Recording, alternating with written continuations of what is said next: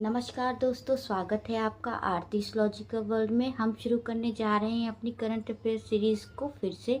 तो आज तारीख है 2 जुलाई। तो शुरू करते हैं हमारे आज की इस सीरीज़ को बहुत ही मोटिवेशनल कोट के साथ।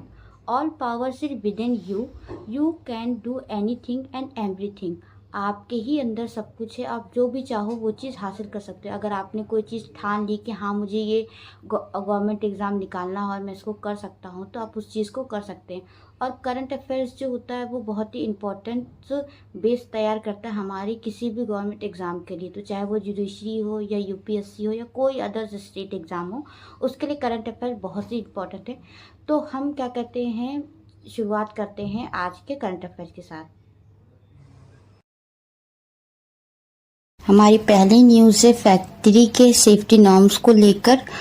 Telangana blast tolls rise to 36, 6 workers missing. Explosion at firework unit kill 8 workers in Tamil Nadu. तो ये दोनों ही जगह जो क्या कहते हैं डिजास्टर हुआ है उसको लेकर ये न्यूज़ है।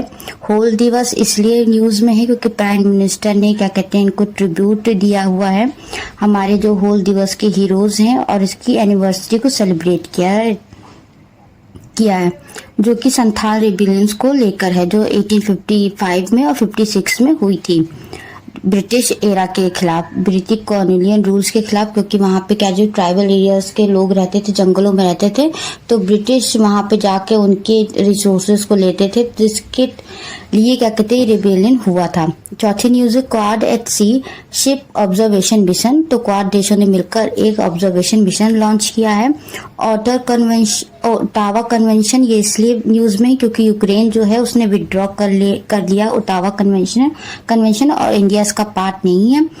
ये ओटावा कन्वेंशन क्या कहते हैं बेसिकली जो माइंस होती हैं और क्या कहते हैं जो अंडर कवर माइंस होती है जिसमें बॉम्ब लगे होते हैं और उसके ऊपर किसी ने पैर रख दिया तो ब्लास्ट हो जाते हैं, उससे रिलेटेड ये कन्वेंशन था। तो इंडिया इसका पार्ट है नहीं। इंटरनेशनल ईयर ऑफ कोऑपरेटिव 2025, तो ये इसलिए न्यूज में है।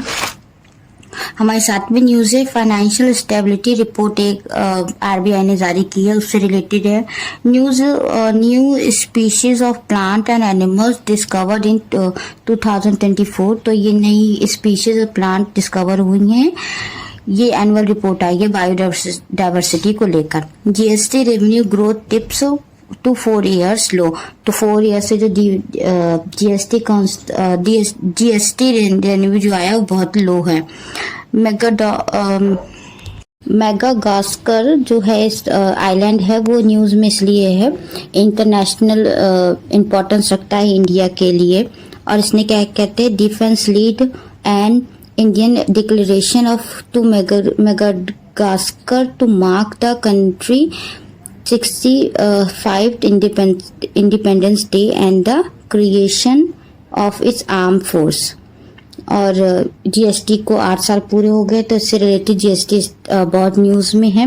जीआई टैग इशू कोल्हापुरी चप्पल को लेकर हुए क्योंकि लग्जरी ब्रांड जो ब्राडा है उसने क्या कहते हैं अपने एक चप्पल लॉन्च की है जो बिल्कुल कोल्हापुरी चप्पल जैसे दिखती है, और उन्होंने उसको बोला है कि ये हमने खुद से इन्वेंट की है। तो क्या कहते हैं जो कोल्हापुर चप्पल्स जो बनाते हैं उन्होंने क्या कहते हैं ऑब्जेक्शन किया है कि इन्होंने ना हमको क्रेडिट नहीं दिया है, तो इसलिए ये न्यूज में है। इसके बाद कुछ लीगल अफेयर्स को लेकर न्यूज है, जैसे कि पहली है SC/ST रिजर्वेशन इन सुप्रीम कोर्ट। तो क्या कहते हैं सुप्रीम कोर्ट में SC/ST रिजर्वेशन लागू किया गया है। तो अब आप ये सोच रहे होंगे किसके लिए लागू किया गया, क्या ये जजेस के लिए है कि वकीलों के लिए है।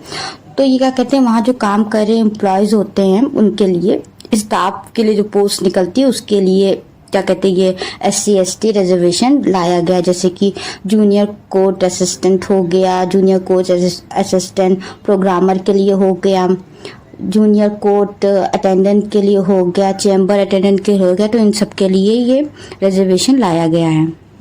हमारी दूसरी न्यूज़ है breast feeding is part of article 21। तो ये क्या कहते हैं state of Orissa versus Andita Mishra का केस है, जहां Orissa high court has held that a women employer can not be denied maternity leave be benefit mainly on the basis of nature of his appointment being contractual.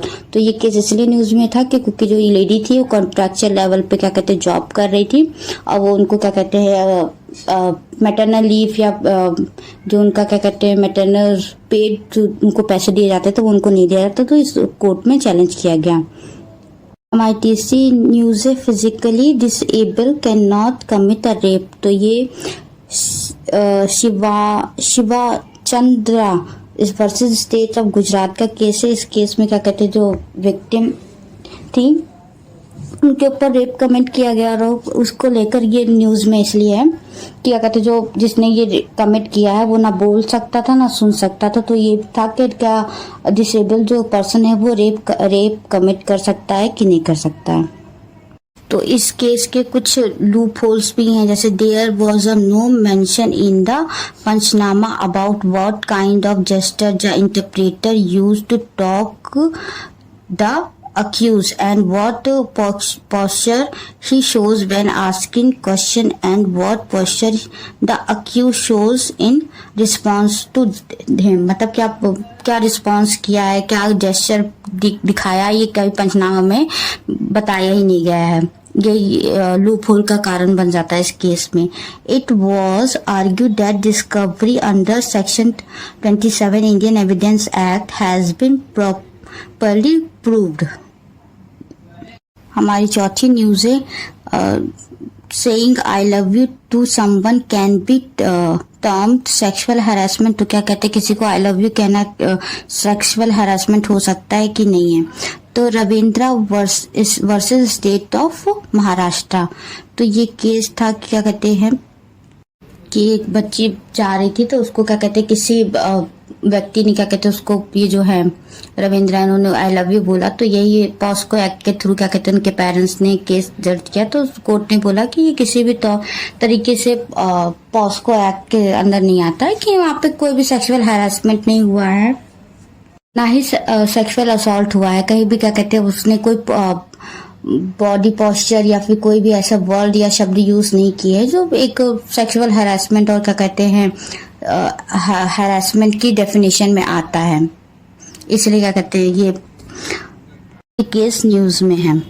तो ये था video का अंत। अगर आपको ये वीडियो अच्छी लगी हो तो लाइक करें, शेयर करें और कमेंट करके बताएं अपनी राय, और आर्टिस्ट लॉजिकल को सब्सक्राइब करना बिल्कुल ना भूलें।